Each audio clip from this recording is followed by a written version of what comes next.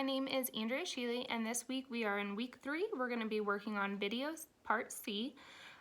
So for this part, we are choosing an item within the home and focusing a treatment session on visual perceptual skills.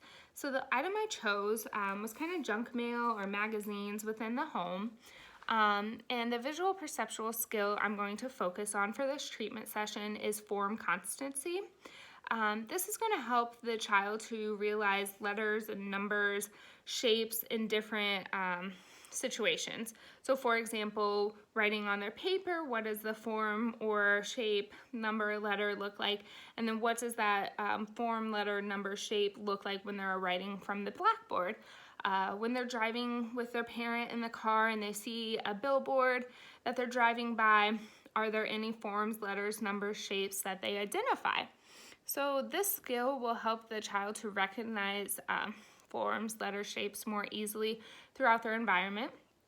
So the goal I have written is the child will independently identify circle objects with 90% accuracy, 2 out of 2 trials within 2 weeks.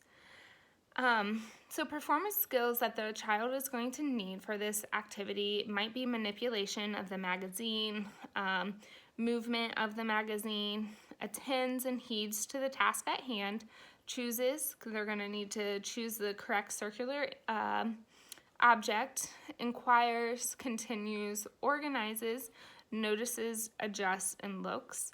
And then client factors that would be important for this treatment session is higher level cognition, attention, memory, perception, visual function, and then body structures related to the eyes. So for example, what we would do with this activity is I would say, okay, we want to find circles. Can you show me any circles that you see? And so I'm looking for the child to obviously point to the ball. They might also point to this ring. To make the activity more difficult, I would use something where they had to flip pages. So if we used a magazine instead of just a booklet, they would have to flip through, and let's say we go to the first page and they identified that this is a circle. Then we go on to the next page, there's nothing really on there that's a circle. The third page, no circles.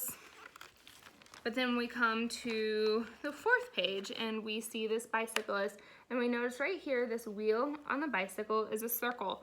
So that's how we would grade up the activity. We might put the pictures on a further away surface, like a blackboard or something like that, where they can see all the pictures, but they have to identify it when it's further away from them instead of having the magazine right in front of them. A way to make this activity easier would include just having one piece of paper, like I showed the example of here. However, this paper is extremely busy, so it might be very difficult for a child to identify the correct objects in this paper.